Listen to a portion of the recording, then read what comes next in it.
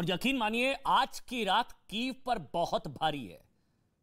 आज की रात कीव में कुछ बहुत बड़ा होने वाला है और पुतिन को रोकना लगभग नामुमकिन सा होता जा रहा है। पुतिन रुकने का नाम ही नहीं ले रहे हैं। और आज हमें सवाल पूछने की क्या विश्व युद्ध 3 में अब सिर्फ और 4 दिन बाकी हैं का? सिर्फ 4 दिन बचे हैं। यह सवाल इसलिए क्योंकि पिछले 6 दिनों से युद्ध चल रहा है। रूस यूक्रेन युद्ध में आज का दिन सबसे निर्णायक साबित होने वाला है। रूस की सेना आज कीव पर फाइनल अटैक कर सकती है। यह कहा जा रहा है आज की रात भारी है, आज कुछ बड़ा हो सकता है। रूसी सेना का एक बहुत बड़ा काफिला कीव की ओर बढ़ रहा है।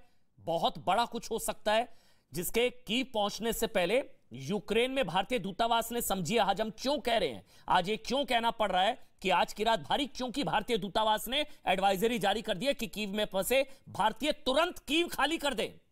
तुरंत प्रभाव से किसी भी कीमत पर कीव को खाली करने के लिए भारतीय दूतावास ने कह दिया है तुरंत कीव खाली करो। जितने भी भारतीय हैं, कुछ भी हो सकता है आज रात। भारतीय दूतावास ने कहा है कि कीव से निकलने के लिए ट्रेन या जो भी यातायात का साधन मिले तुरंत इस्तेमाल करके कीव से तुरंत निकल लें।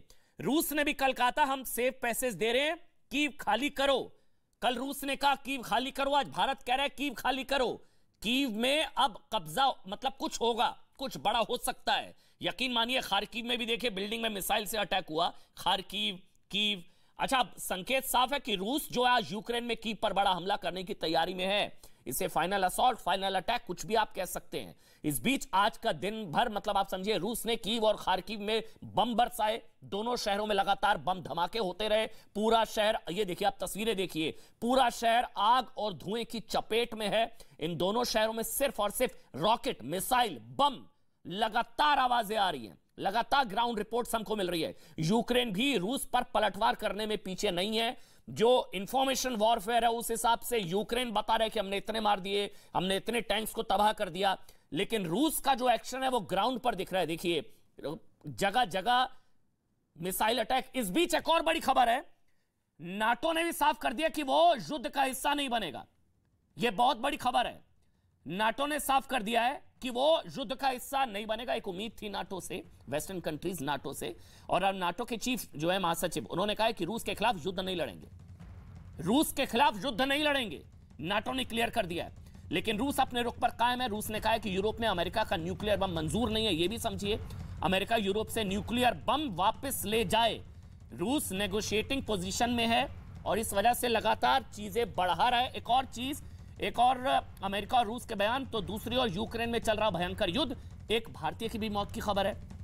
एक भारतीय छात्र की मौत खार्किव में हुई है। नवीन शेखरप्पा मरने वाले छात्र का नाम है। एक भारतीय छात्र की मौत हुई है। इस बीच एक और बड़ी खबर है। एक और बड़ी खबर यह है कि यूक्रेन और रूस के राजदूतों को तलब किया गया है भारत की तरफ से। नवीन की मौत के बाद रूस और यूक्रेन के राजदूतों को भारत ने तलब किया है ताकि जो वापसी है भारतीयों की, वो सुरक्षित सेफ पैसेज उनको दिया जाए। ये बड़ा मामला बढ़ता नजर आ रहा है। मेरे साथ सुशांत सरीन जी इस वक्त लाइव जुड़ चुके हैं। मेरे साथ retired Major General GD Bakshi ji मेरे साथ हैं। जीडी बख्शी जी नजर आ रहे हैं, लेकिन पहले सुशांत सरीन सर, मतलब रूस तो रुक ही नहीं रहा है, 6 दिन हो चुके हैं, क्या देख रहे हैं सर आप आगे? यार मुझे जो नजर आ रहा है वो तो ये है कि वो उसको रोका हुआ है और इसीलिए वो रुक गया था और उनकी जो ऑफेंसिव था उसका मोमेंटम टूट गया था और इसीलिए अब वो और ज्यादा जोर से और असले के साथ और फौजों के साथ अपना मोमेंटम दोबारा से बनाने की कोशिश कर रहा है। और जिस तरीके की अब वो फौजें लेके आ रहा है, तो पहले के जो उनके आंकलन थे और उनके जो बड़े बड़े जर्नैल थे वो सारे के सारे विफल हो गए। उन्होंने कभी एक्सपेक्ट नहीं किया था कि इस तरीके की रेजिस्टेंस मिलेगी। नहीं तो कोई भी फौज इतनी पुअर प्लानिंग के साथ एक दूसरे देश में घुसती है क्या? इनको शायद ये लगा था कि 2014 जो क्राइमिया में ये घुसे थे और 1-1.5 दिन में इन्होंने सब कुछ सुलटा लिया था और उसमें कोई जंग भी नहीं हुई थी, कोई युद्ध नहीं हुआ था, कुछ नहीं हुआ था। वही शायद इस बार होगा, लेकिन वो नहीं हुआ।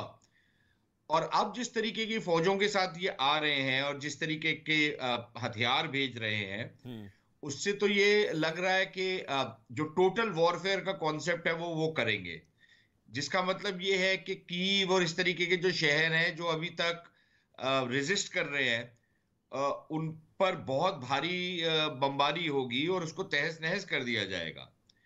अब ये सब करने के बाद रूस ये समझेगा कि वो जंग जीत गया है, तो ये उसकी एक और खामख्याली होगी।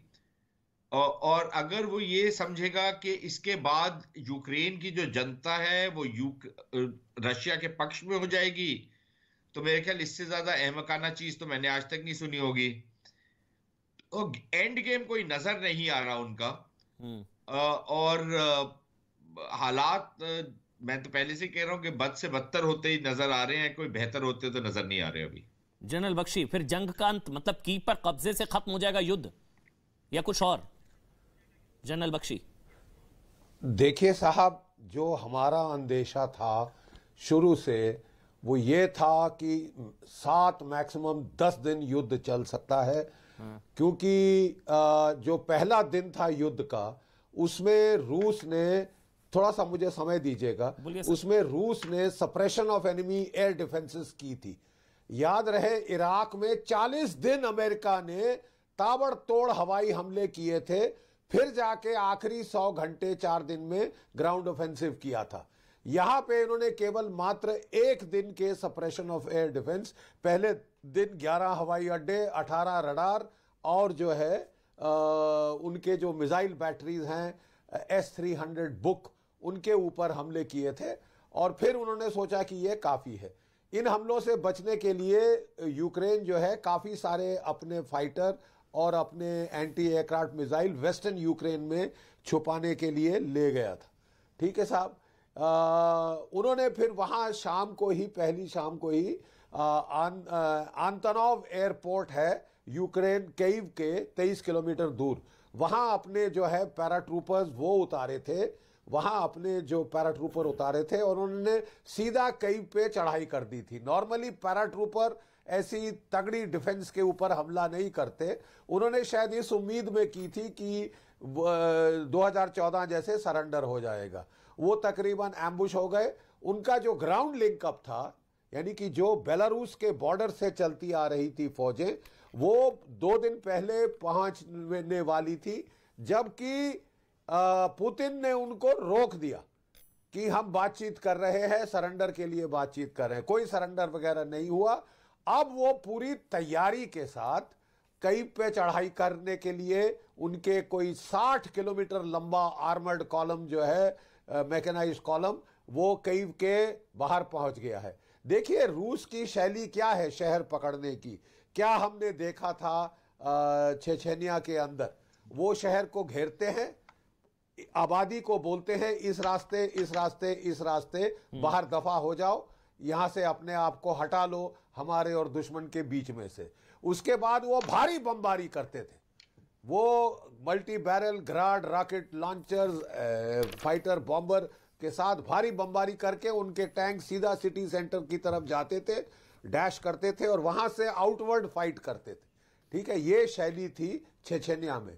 हम सोच रहे थे ये शैली यहां दिखाई देगी, लेकिन उनके जो जनरल गरासिमोव हैं, जो कि ओवरऑल कमांडर हैं, चीफ ऑफ स्टाफ हैं रूस के, वो हाइब्रिड वॉरफेयर के बड़े भारी प्रोपोनेंट हैं।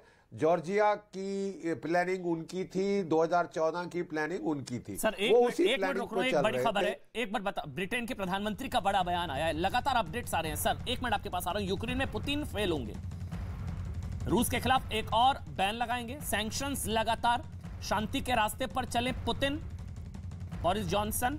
अब युद्ध पर ब्रिटेन के प्रधानमंत्री का यह बयान कि पुतिन फेल होंगे यूक्रेन में। वो कह रहे हैं कि 10 दिन का था, 6 दिन हो गए हैं, आज जो है तुरंत कीव खाली कर दो। लेकिन ब्रिटेन के जो पीएम है बोरिस जॉनसन, वो कह रहे हैं कि पुतिन फेल होंगे। क्या होगा क्या नहीं होगा, रूस रुकने को तैयार नहीं है, शांति वार्ता बेनतीजा रह रही है, कुछ समझ में नहीं आ रहा है। तमाम देश देख रहे हैं, नाटो ने क्लियर कर दिया कि वो युद्ध लड़ने नहीं जा रहा है भाई। लेकिन अब बोरिस जॉनसन ब्रिटेन के पीएम वो कह रहे हैं कि पुतिन फेल होंगे। सर आप कंप्लीट कर लीजिए, फिर मैं कर्नल RSN सिंह आपके पास आऊंगा। जनरल बख्शी आप कंप्लीट कर लीजिए। अच्छा, हाँ देखिए साहब, बोरिस जॉनसन साहब ने ये भी साफ कह दिया है, अमेरिका ने, नेटो ने, बोरिस जॉनसन ने, कि हम एक सैनिक नहीं भेजेंगे लड़ने, यानी Ukraine is on its own.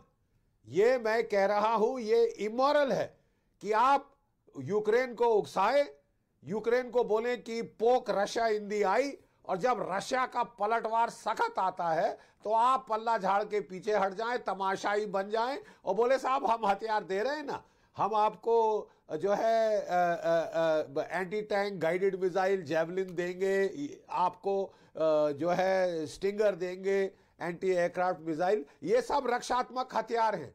और ये बहुत टू लिटिल टू लेट है। आप रूस को उकसा के लड़ा रहे हैं, नुकसान रूस का होगा। जितनी ज्यादा लड़ाई चलेगी उतना ज्यादा नुकसान होगा। जो कोरिलेशन ऑफ फोर्सेस वो ऐसा है साहब कि कई का जो फॉल है, it's not a question of if but when. ठीक है साहब। और ये जो बात हो रही है, ये जो बात हो रही है कि यूक्रेन जीत गया, यूक्रेन जीत गया। मान लीजिए भारत पाकिस्तान का युद्ध होता है, हमारे टैंक इस्लामाबाद पहुंच जाएं, आप फिर भी बोलेंगे पाकिस्तान जीत गया। ये तो साहब ये एक प्रोपेगेंडा है, ये चीयर लीड कर रहे हैं। It's very immoral. आप चीयर लीड कर रहे हैं यूक्रेन की जनता को कि उनकी सुंदरियां उठाएं, कलाश्निकोव और टैंकों पे फायर करें। कलाश्निकोव टैंक का कुछ नहीं बिगाड़ती। ठीक है साहब। ये अब जम के लड़ाई होगी, बहुत सारा जानी माली नुकसान होगा। और आज रूस ने थर्मोबारिक वेपन का इस्तेमाल किया है, जो बायोलॉजिकल वॉरफेयर लेबोरेटरी अमेरिका ने पैसा दे के लगाई थी यूक्रेन में, उसको थर्मोबारिक हथियार से आज रूस ने ध्वस्त कर दिया है। वो बैठ कोरोना वायरस में एक्सपेरिमेंट्स कर रहे थे, वुहान जैसे। ये यूक्रेनियन भी इतने गंगा जल में धुले हुए तुलसी के पत्ते नहीं है साहब। देखिए खार्किव में तकरीबन कब्जा होने वाला है, जो लुहांस्क और दोनेत्स्क में तकरीबन वो अपना जो इलाका लेना चाहते हैं ले चुके हैं। जो है सबसे ज्यादा तेज एडवांस दक्षिण में हो रहा है, जहां उनके मरीन कमांडोज लैंड करके उन्होंने मारियोपोल की बंदरगाह और जो कि ओडेसा की बंदरगाह पकड़ के समुद्र तट का रास्ता काट दिया है। कोई सप्लाई समुद्र तट के रास्ते नहीं आ सकती, बाई एयर नहीं आ सकती, केवल बाई लैंड आएगी। जैसे ही यूक्रेन में घुसेगी, रूस के पास पूरा अधिकार होगा उस पर ताबड़तोड़ हमले करने का। मतलब सवाल तो लेकिन सर ये है ना जनरल बख्शी, मैं कर्नल आरएसएन सिंह आपके पास आ रहा हूं, मतलब कितने दिन टिक पाएगा ऐसे यूक्रेन? मतलब बिल्कुल सही कह रहे हैं जनरल बख्शी, उकसा रहे हैं, भड़का रहे हैं, चाहे ब्रिटेन के प्रधानमंत्री हो, चाहे अमेरिका, चाहे नाटो, लेकिन कोई डायरेक्टली मदद करने के लिए तैयार नहीं है। तो ऐसे में लड़ाई जितनी लंबी चलेगी, नुकसान तो यूक्रेन का ही होगा। कर्नल आरएसएन सिंह जी, इरादा ऑब्जेक्टिव जिसे कहते हैं वो रूस का क्या है? क्या वो रेजीम चेंज करना चाहते हैं या एनेक्सेशन करना चाहते हैं? इस बात पर मतलब पहले तो हमें इसका विश्लेषण करना होगा। सबके अलग अलग विश्लेषण होंगे। अगर रेजिम चेंज है तो रेजिम चेंज को सस्टेन करने के लिए भी रूसी के फौजें वहाँ पे रहेंगी on a long term enduring basis पे, है ना। लेकिन एक बात मैं आपको बता दूं और बड़े ध्यान से इसको सुनिएगा। अभी 3 युद्ध हुए हैं एक ही कारण को लेके। सीरिया में युद्ध रशियन पाइपलाइंस को लेके, और आर्मेनिया अजरबैजान का युद्ध रशियन पाइपलाइंस को लेकर, और ये तीसरा युद्ध है रशियन पाइपलाइंस को लेके।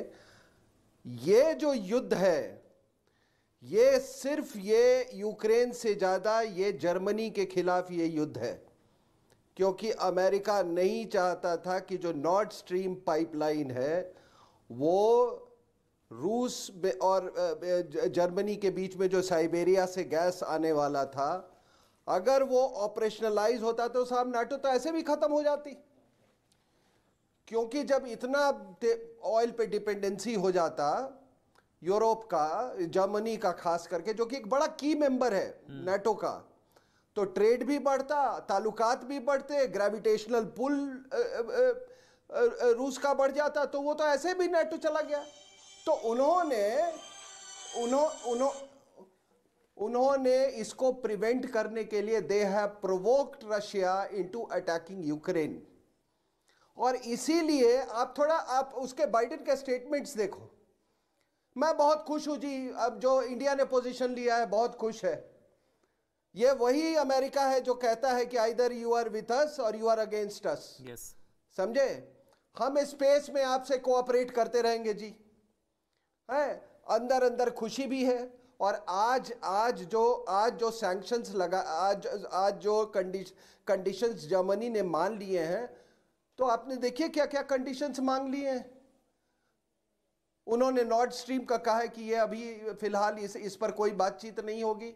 सारे जितने वो थे, अंदर बहुत हैवी ट्रेड हो रहा था जर्मनी और रशिया के बीच में। तो ये जो विश्लेषक लोग थोड़ा समझ लें कि ये बिल्कुल गलत आपका आकलन है कि चूंकि यूक्रेन नाटो में आना चाहता था इसलिए युद्ध हो गया। अरे नाटो क्यों चाहता था यूक्रेन को, इसका भी तो तय करें। ये सिर्फ ये जंग हुई है ये जर्मनी को रशिया के तरफ ग्रेविटेट होने से बचाने के लिए, और एक नहीं 3 जंग हुई है। अगर कोई उनका विश्लेषण पहले, आप बताइए आर्मेनिया अजरबैजान की लड़ाई क्यों हुई थी? आप बताइए सीरिया की लड़ाई क्यों? वो भी पाइपलाइन को थी कि यूरोप को एक अल्टरनेट रास्ता मिल जाए, रशियन जो डिपेंडेंसी है एनर्जी पे, उससे छुटकारा दिलाया जाए। और आपको एक चीज मैं बता दूं, अमेरिका में पॉलिसीज जो है ना, वहां की ऑयल लॉबी, वहां की वेपन्स लॉबी वो बनाती है, वो तय करती है। आपको एक उदाहरण और देता हूं मैं। जब अफगानिस्तान में जब सोवियत यूनियन का हमला हुआ था 80s के बिगिनिंग में, तो उस समय नेशनल सिक्योरिटी एडवाइजर ब्रेजनेस्की थे। उन्होंने जाके जैसे ही हमला हुआ, इन्वेजन शुरू हुआ, उन्होंने जिमी कार्टर को बोला, ये लीजिए, ये सोवियत्स को मैंने वियतनाम दे दिया है, अब आप मजे लीजिए इसका। बोला उसने बाद में इंटरव्यू में, ब्रेजनेस्की का इंटरव्यू आप पढ़ लें, कि हमने प्रोवोक किया था सोवियत यूनियन को कि वो अफगानिस्तान को इन्वेड करे। और तब उन्होंने पूछा कि लेकिन आप ये बताइए क्या ज्यादा जरूरी था, क्या ज्यादा खराब था, कम्युनिस्ट का कोलैप्स या जिहादीज का अपसर्ज? उन्होंने कहा कि ये हेलो जी सर, यू आर ऑडिबल, बोलिए सर, आवाज आ रही है जी। हाँ कि ये दो अल्टरनेटिव्स के बीच में चूज करना था। तो आज इनको चूज करना था यूक्रेन के बीच में और जर्मनी के बीच में। लेकिन आप बताइए सिंह, लेकिन कि जो जनरल बख्शी कह रहे हैं, नॉर्थ स्ट्रीम पाइपलाइन ज्यादा जरूरी था, ज्यादा घातक था, या यूक्रेन का ये ज्यादा घातक है? ये आपको तय करना होगा। ये तो तय है जो जनरल बख्शी बार बार कह रहे हैं कि लड़ाई जितनी लंबी चलेगी नुकसान यूक्रेन का। जनरल बख्शी आप कुछ कहना चाह रहे हैं? सुशांत सर, मैं 30 सेकंड में आपके पास आऊंगा। जनरल बख्शी कुछ कहना चाह रहे हैं, उसके बाद सुशांत सर मैं आपके पास आऊंगा। जनरल बख्शी बोल रहे हैं सर, उसके बाद जनरल एक एक करके जनरल बख्शी बोलिए सर प्लीज। हाँ, थैंक यू। देखिए साहब, एक बड़ी अच्छा दिलचस्प सवाल उठाया है कर्नल RSN सिंह साहब ने। उन्होंने क्या है, what was the aim of the Russian objective, the Russian offensive का एम क्या है? क्योंकि लड़ाई में हम पहले एम सेट करते हैं, फिर लड़ाई शुरू करते हैं।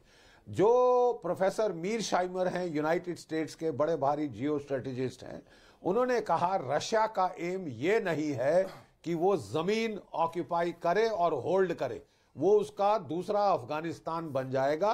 क्योंकि यूक्रेन के लोग, जैसे सुशांत कह रहे थे, यूक्रेन के लोग उनके खिलाफ विद्रोह करेंगे, ठीक है, और वहां पे गुरिल्ला वॉर छिड़ जाएगी जो महंगा पड़ सकता है लंबे अरसे तक के लिए। उनका एम, मीरशाइमर साहब का कहना है और मैं उससे सहमत हूं, इज टू रैक यूक्रेन। जब पुतिन ने हमला शुरू किया था, उसने क्या अनाउंसमेंट की थी?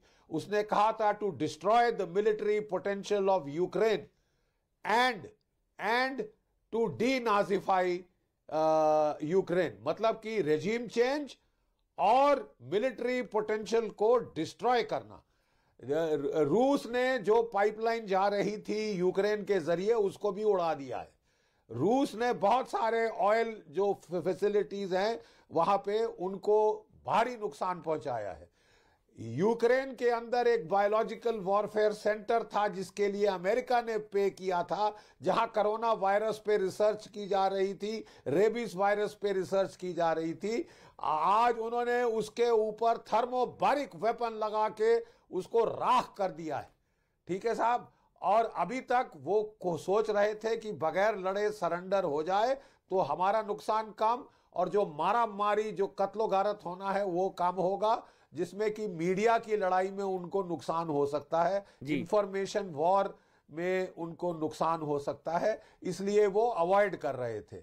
अब जबकि उकसा कर दुनिया ने यूक्रेन को चने के झाड़ पे चढ़ाया है कि आप जीत रहे हो, अरे साहब आपकी राजधानी में युद्ध हो रहा है और आप लड़ाई किस कोने से जीत रहे हो। ठीक है साहब, अब वो उनको मजा चखाएंगे। आज रात बड़े हमले खार्किव पे तो हो चुके हैं, बहुत बुरी तरह से खार्किव का नुकसान हुआ है। अब ये जो है कीव में भी वही हालत होगी। और ये सबसे कल चें आप सुनेंगे कि रिहायशी इलाकों पे हमला किया। यूक्रेनियन फौज कहां से लड़ रही है?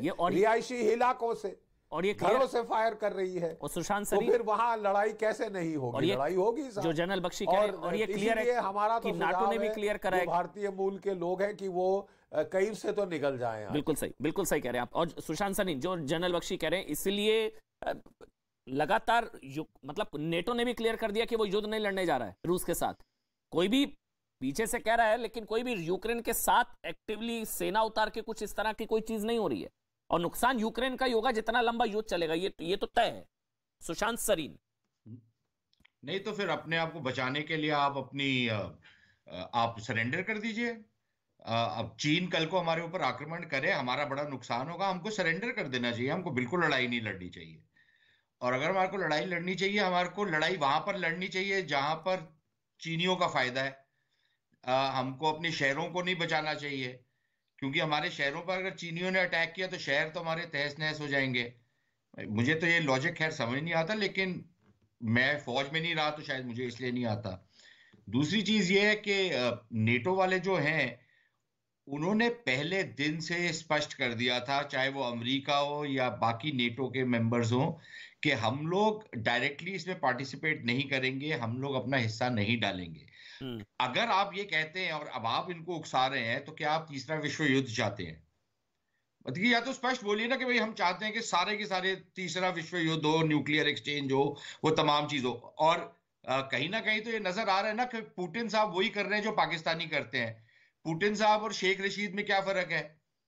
या इमरान खान या इस तरीके के जो एंडी पेंडी घूमते हैं पाकिस्तान में, उनके और पुतिन साहब के बीच में क्या वो है? उन्होंने भी न्यूक्लियर सेबर रैटलिंग की ना कल परसों, जब बोला कि मैंने अपने सारे के सारे जो न्यूक्लियर डिफेंसेस हैं उनको अलर्ट पे डाल दिया।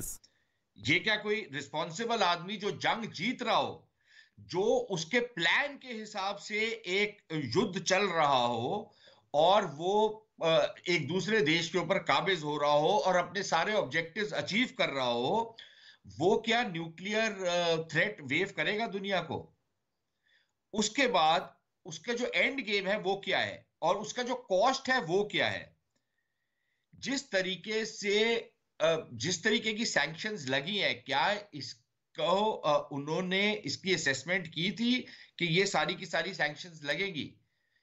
क्राइमिया में इन्वेजन के बाद जब क्राइमिया के ऊपर उन्होंने कब्जा किया और 1-1.5 दिन में कर लिया था, कोई गोली वगैरह नहीं चली थी, उसके बाद भी सैंक्शंस लगी थी, लेकिन उसकी तीव्रता ये नहीं थी जो आज सैंक्शंस की है। अब आप जितना मर्जी बोलेंगे जी, दुनिया में 7 अरब लोग रहते हैं, उसमें से यूरोप, अमेरिका और उनके इत्तेहादी जो है वो 1-1.5 अरब से ज्यादा नहीं है। लेकिन आप ये देख लें कि दुनिया की 70% तो जो जीडीपी है वो इन देशों में है, 60% होगी नहीं तो वो आप उसको टोटली आप वहां से कट चुके हैं।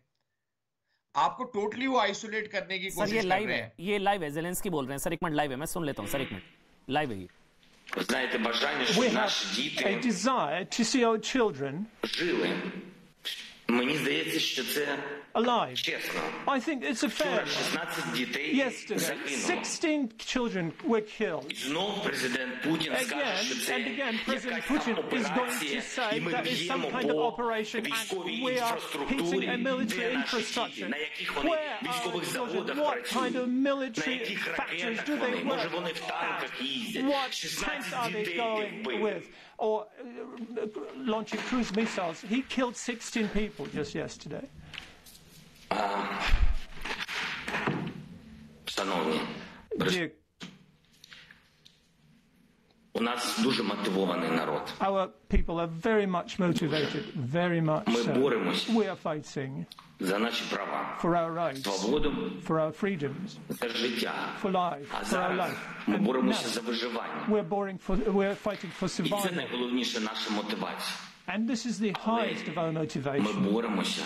But we are fighting also to be equal members of Europe. I believe that today we are showing everybody that's exactly what we are. The European Union is going to be much stronger with us, so that's for sure. Without you, Ukraine is going to be lonely, lonesome. We have proven our strength. We have proven that as at a minimum, we are exactly the same as you are. So do prove that you are with us. Do prove that you will not let us go. Do prove that you indeed are Europeans. And then light will win over death, and light will win over darkness. Glory be to Ukraine.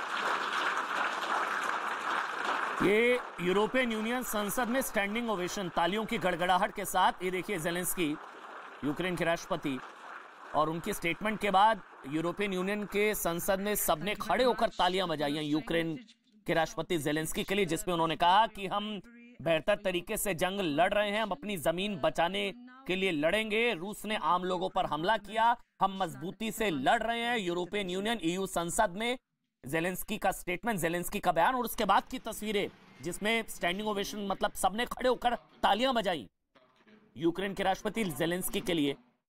मेरे साथ सुशांत सरीन लगा। Sushant sir, आप complete करना चाहो और ये जो तस्वीरें देखी उस पर भी आप बोल सकते हैं कि हम अपनी जमीन बचाने के लिए लड़ेंगे, बेहतर तरीके से जंग लड़ रहा है यूक्रेन। ज़ेलेंस्की का स्टेटमेंट EU पार्लियामेंट में। Sir Sushant sir. यार पूरी तो मैं सुन नहीं पाया और आवाज थोड़ी सी डिस्टर्बेंस थी, लेकिन मैं समझ सकता हूं कि उन्होंने क्या बोला होगा और ये भी समझ सकता हूं कि यूरोपियन यूनियन वाले जो हैं वो इस तरीके से उनको कैसे सराहा रहे हैं वो भी समझ में आती है बात। उनके इंटरेस्ट आपस में मैच करते हैं, लेकिन बेसिक बात ये है कि जिस तरीके से ज़ेलेंस्की साहब खड़े हो गए, इनको तो अमरीकी जो अभी हमारे को सब लोग बोल रहे हैं कि यार अमरीकी तो चाहते ही ये थे वगैरह वगैरह, वो तो चाहते ही हैं कि ये लड़े और मरे और खत्म हो जाए। आप मुझे ये बताएं, आज से 4-5 दिन 6 दिन पहले जब ये लड़ाई शुरू हुई है तो अमरीकियों ने क्या कहा था ज़ेलेंस्की को कि आप बाहर निकलिए, हम आपको निकालते हैं बाहर। और उसने क्या कहा था कि नहीं, मैं खड़ा हुआ हूं यहां पर, मैं अपनी फौजों के साथ खड़ा हुआ हूं। और वो खड़ा हुआ, उसकी फौजें खड़े हो गई, उसकी फौजें खड़ी हो गई, सारा विपक्ष खड़ा हो गया, आम लोग निकल आए हैं। अब आप जितना मर्जी उससे एग्री करें, डिसएग्री करें, मुझे नहीं समझ आता है कि कितनी डिफेंसिव स्ट्रेटेजी होगी या नहीं होगी कि आम आदमी आके एक बंदूक लेके एक टैंक या एक हवाई जहाज के सामने खड़ा हुआ है। लेकिन आप जज्बा देख सकते हैं ना। और क्या ये सारे के सारे अहमक और पागल थे कि ये निकले हैं अपने देश को बचाने के लिए, या समझते हैं कि बचा सकेंगे? इनको चढ़े के झाड़ पे चढ़ा दिया। अगर इतना ही वो सब कुछ था तो इनको ऑफर क्यों दिया गया कि आप बाहर निकल जाएं? अगर ये बाहर निकल जाते तो इनका वही होना था जो अफगानिस्तान का हुआ। ये भी हमारे को पता है। वहां पर तो भाग गया वो अशरफ गनी, यहां पर तो ये खड़ा रहा ना। अब ये तो फैक्ट्स हमारे सामने है। बाकी कॉन्स्पिरेसी थियरीज आप जितनी मर्जी बना लें, आपकी मर्जी है, मैं तो कुछ नहीं बोल सकता। बहुत अच्छी हैं वो थियरीज, बट अभी तक तो वो थियरीज है ना, उसका प्रमाण क्या है हमारे सामने? सर वो खड़े रहे, लेकिन नुकसान, ठीक है, मैं बीच में नहीं, लेकिन जनरल बख्शी आप कुछ कहना चाह रहे हैं, बोलिए सर। यार नुकसान हो रहा है अमन, मेरे को एक चीज बताओ ना, नुकसान हो रहा है मत लड़ो ना, आपके ऊपर कभी भी कोई आक्रमण करे मत लड़ाई, लेकिन सर कोई भी, पाकिस्तानियों ने सर आक्रमण किया था, मैं आपके साथ हूं, आप जो कह रहे हैं सर बिल्कुल ठीक कह रहे हैं, लेकिन सर कोई नाटो कंट्री, कोई अमेरिका, कोई साथ खड़ा होने को तैयार नहीं है, कोई यूक्रेन की मदद करने को तैयार नहीं है। युद्ध चाहते हैं क्या आप? क्या तीसरा, वो नेटो का मेंबर नहीं था, अब आप जो मर्जी उसको कहें कि आप बाल की खाल निकाल रहे हैं, लेकिन नेटो वाले उनकी अब मदद, नेटो ने भी उनकी मदद तब करनी शुरू की है जब वो खुद खड़े हुए हैं। नहीं आया जनरल बख्शी सर, ठीक है, और डिफरेंस ऑफ ओपिनियन हो सकता है। जनरल बख्शी आप बोलिए। अच्छा, देखिए साहब, मैं बात कर रहा हूं एक मिलिट्री एनालिस्ट की तरह से। अभी मैं बहुत इज्जत करता हूं सुशांत की, हम काफी एक दूसरे को जानते हैं, लेकिन रूस को पाकिस्तान से कंपेयर करना आई थिंक बहुत गलत है। अगर मिलिट्री हिस्ट्री हम पढ़ें तो सेकेंड वर्ल्ड वॉर में नाज़ी जर्मनी को सिंगल हैंडेड अगर किसी मुल्क ने हराया था तो वो रूस ने। रूस की 25 मिलियन कैजुअल्टीज हुई थी, ठीक है साहब, जबकि पूरे अमेरिका, यूरोप, फ्रांस, इटली इत्यादि की 1.1 मिलियन हुई थी। असली लड़ाई लड़ी है रूस ने। तो रूस की फौजों को बहुत लोगों ने कमजोर करके राइट ऑफ कर दिया है। जब सेकेंड वर्ल्ड वॉर शुरू हुई थी, फिनलैंड में उनका प्रदर्शन अच्छा नहीं था, कुछ कारण थे, लेकिन उसके बाद वो मॉस्को से खदेड़ते हुए जर्मन फौजों को हिटलर की बर्लिन तक ले जाके उन्होंने खलास परास्त किया, ठीक है साहब। रूस को आप पाकिस्तान से ना कंपेयर करें तो वो बहुत अनरियलिस्टिक है। उनका जो है फाइटिंग मादा और वो स्किल वो बहुत अच्छा है। मिलिट्री डिफरेंशियल बहुत ज्यादा है, ठीक है, मैं बड़ा खुश हूं कि बहादुरी जतलाई जा रही है, तालियां बज रही हैं। At the end of the day 3 दिन के बाद मैं और सुशांत सरीन बात करेंगे कि ग्राउंड की जो है हालात क्या है। लेकिन जनरल बख्शी जो सुशांत जी कह रहे हैं वो भी रियलिटी है। यूक्रेन क्या करता? यूक्रेन सरेंडर कर देता क्या? यूक्रेन तो लड़ेगा ना, वो सरेंडर कर दे, अपना देश दे दे, अपनी जमीन दे दे। सरेंडर कर देता तो ऐसा था कि देखिए, यूक्रेन को रूस को पोक करने की क्या जरूरत थी? यूक्रेन को अपने आप को bridgehead banana for destabilisation of Russia की क्या जरूरत थी? ठीक है साहब, पाकिस्तान भी तो वही कर रहा है। जो बाहर रेंट आके उसकी टेरिटरी करना चाहे उसे अपनी टेरिटरी दे देता है। हाँ भाई, भारत का नुकसान जैसे कर सकते हो करो, ठीक है। एक बड़ी खबर है सर, जनरल बख्शी, बहुत बड़ी खबर। प्रधानमंत्री नरेंद्र मोदी ने नवीन शेखरप्पा के परिवार से बात की, उनके पिता से बात की है। जो क्रॉस फायरिंग में जो मारा गया लड़का भारतीय नवीन शेखरप्पा, मरने वाले छात्र के पिता से प्रधानमंत्री नरेंद्र मोदी ने बात की है। यह बड़ी खबर है। प्रधानमंत्री नरेंद्र मोदी ने नवीन के पिता से बात की है। एक भारतीय की मौत हुई है, हालांकि हम बता रहे हैं आपको, लगातार भारतीयों का इवैक्यूएशन जो है वो वहां से किया जा रहा है। ऑपरेशन गंगा के तहत 9000 से ज्यादा छात्रों को वहां से सुरक्षित स्थानों पर पहुंचाया गया है। लेकिन एक छात्र की मौत हो गई है, एक भारतीय की मौत हो गई है। ये एक बुरी खबर आई थी और अब ये खबर है कि प्रधानमंत्री नरेंद्र मोदी ने नवीन शेखरप्पा, मरने वाले छात्र के पिता से बात की है। खार्किव में नवीन की मौत हुई थी और प्रधानमंत्री नरेंद्र मोदी ने नवीन शेखरप्पा, मरने वाले छात्र के पिता से बात की है। ऑपरेशन गंगा चलाया जा रहा है। लगातार जो है यूक्रेन से सटे मुल्कों में मिनिस्टर्स को भेज दिया गया है। ऑपरेशन गंगा के तहत इवैक्यूएशन बहुत तेजी के साथ किया जा रहा है। लगातार 9000 से ज्यादा छात्रों को और जो भारतीय उनको सुरक्षित जगहों पर ले जाया गया है। और अब खबर है कि जो एक भारतीय की दुखद मौत हुई है खार्किव में, उनके पिता से प्रधानमंत्री नरेंद्र मोदी ने बात की है। ये बड़ी खबर इस वक्त की। जनरल बख्शी आप कंप्लीट कर लीजिए, मैंने आपको बीच में टोका था सर। जनरल बख्शी, उसके बाद कर्नल RSN सिंह, मैं आपके पास आऊंगा। जनरल बख्शी। हाँ जी,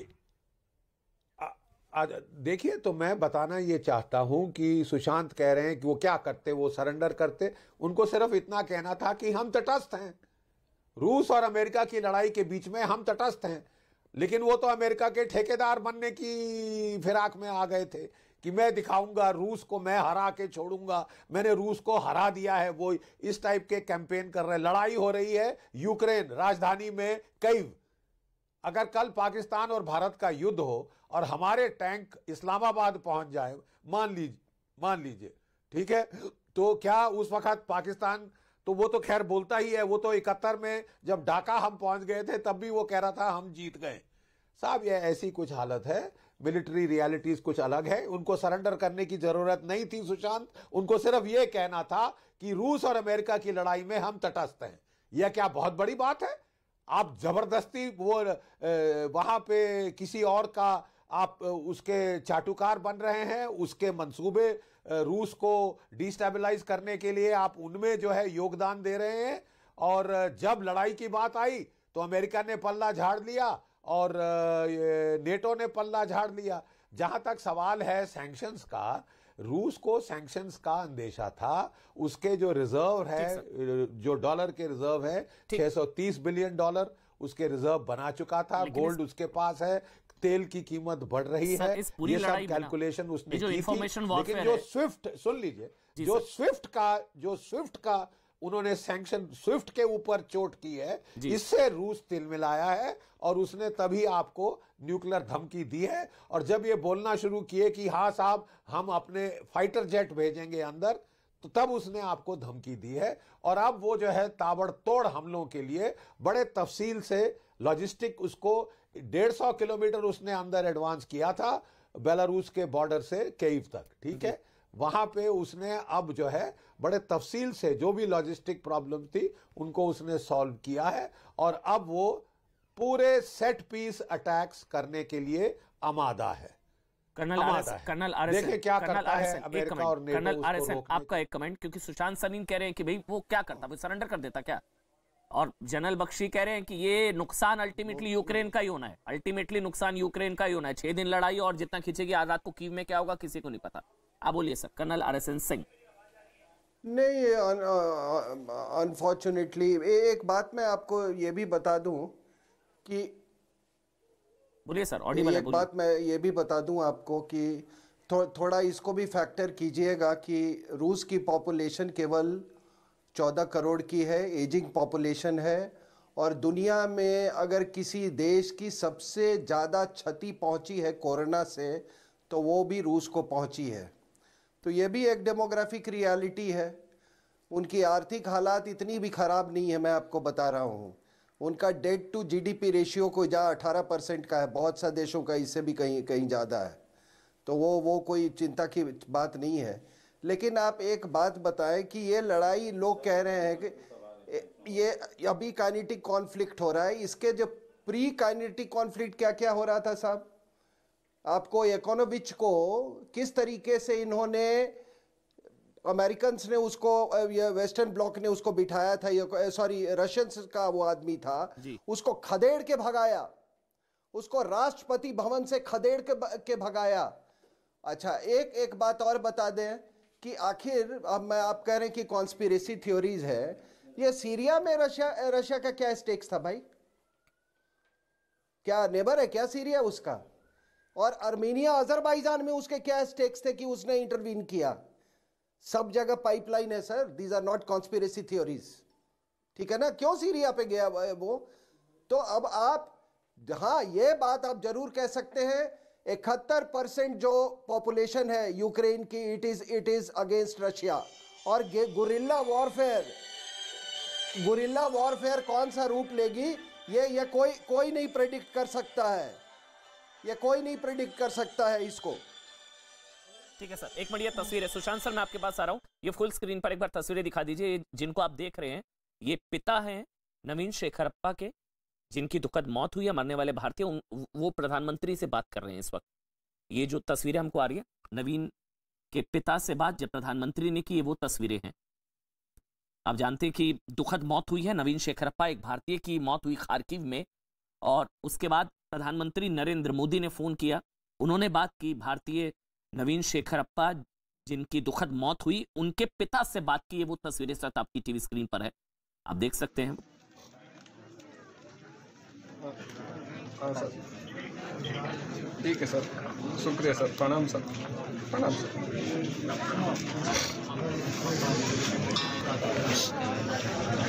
हाँ सर, प्रणाम सर।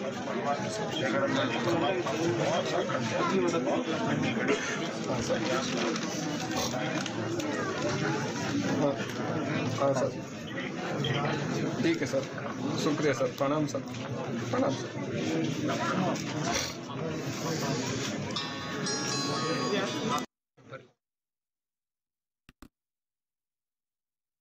ये तस्वीरें लगातार आप देखिए, प्रधानमंत्री ने नवीन के पिता से बात की है। प्रणाम सर।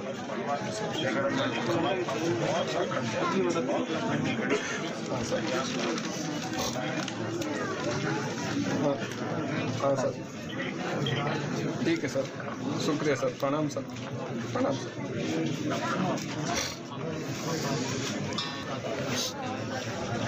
हाँ सर, प्रणाम सर।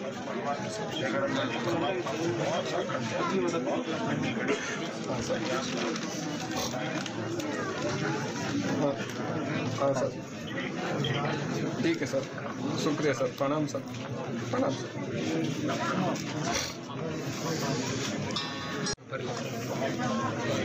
तो प्रधानमंत्री की नवीन के पिता से बात, कठिन समय शब्द सुनाई दिया वो संभवतः, और उनकी तरफ से जो कहा गया, क्योंकि एक भारतीय की मौत हुई है, नवीन शेखरप्पा मरने वाले छात्र का नाम, उनके पिता से बात की प्रधानमंत्री नरेंद्र मोदी ने। लेकिन सर सुशांत सर, फिर एंड क्या है इसका?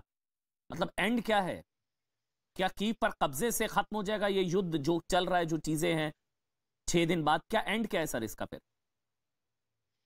यार पता नहीं पुतिन साहब के दिमाग में एंड गेम क्या है। क्या वो सिर्फ कीव पर कब्जा करके फिर कोई युद्ध विराम की बात करेंगे? क्या वो पूरे यूक्रेन के ऊपर कब्जा करेंगे?